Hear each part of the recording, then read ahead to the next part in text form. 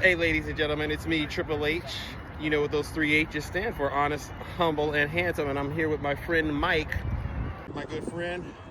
Well, I am with a group that is trying to stop the genocide that's occurring in Gaza. Correct. And one of the things we're doing is trying to get government entities to divest from companies that are doing business there. Okay. So we're just out here today trying to get develop a mailing list of people who we can mail when we are trying to get an entity to do so. Yeah. Okay. So, yes. So we're real happy about that. We want to continue to try to get as many businesses to divest as possible. Okay. Right. Now this is where the questions get a little tougher. All right. Now we just had an election. Did you participate in this election, sir? Yes, but I did participate. Okay, and I'd hate to have to ask the next question, but I'm going to ask it. I don't think you did it, but you voted for Kamala Harris? You said what? I would prefer Kamala Harris to the beast who we have in there now. But you didn't want to vote for her? I mean... Well, Kamala Harris was following Biden's and the Democratic Party's policies on Palestine. Correct. And that was extremely disappointing. And I think that did turn off a lot of people. I mean, we understand that, but right now we know what Donald Trump wants to do. Wouldn't you say what he wants to do is worse than at least? Well, first of all, the guy is crazy, and you can't trust what he says he wants to do. Correct. Everything he does is in his own self-interest. Correct. So he may be worse, or he may be better. But I mean, we're not gamble, going to know though. until next week. Isn't that more of a gamble, though? I mean, if you look at his record, he's already saying right now, from what I understand, if there's no peace agreement before Biden leaves, he's bringing all hell on earth. That's what he said. That's what he said, and I don't know if he's going to do that or not. Yeah, but the present policy is a policy of supporting genocide. I mean, I wouldn't necessarily equate it to supporting G-side all the way, but I know there's a lot of people who are passionate about it. Right. But I think if you were to say Kamala or Trump, you would have had to at least say you could trust her to maybe not bring all hell on earth, because that's the issue, sir. Yeah, perhaps. Perhaps. And so I mean, looking back, we probably should have put Kamala in and then put pressure on her to end the G side, as opposed to leaving it up to somebody that would have been better. But I think she lost because she was not putting out the right message. Do you think it's more on her though, or the American people? Because the American people really lost. And when you really sit down and think about it, right now we just found out he got convicted of those 34 felonies. Right. You know how he's on record in his treatment towards women. Right. Foreign policy wise, he refused to actually stand up to Russia.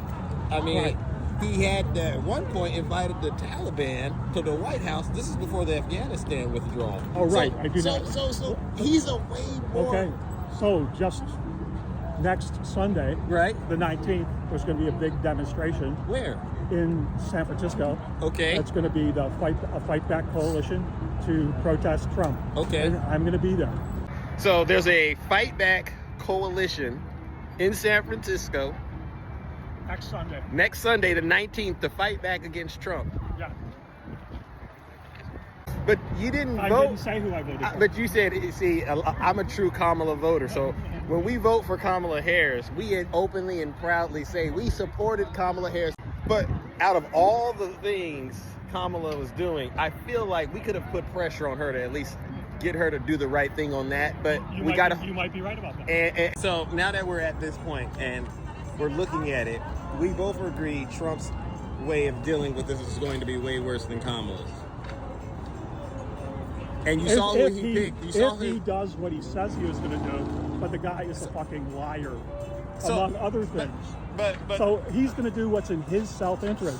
We have way larger issues right now because we're heading towards a 1929 style depression, one like you and I have never seen before. This is Herbert Hoover stuff, because this guy... So why are they sending billions of dollars to the Middle East and Ukraine, for that matter? Well, that's currently, but what Donald Trump is going to do, he's going to go in a completely different direction. There's not going to be any of this, right? Because all these people right now got a little extra money on their hands. Right, he's going to ruin the economy. There's no doubt about that. So we're going to be in a situation where the economy is going to be ruined.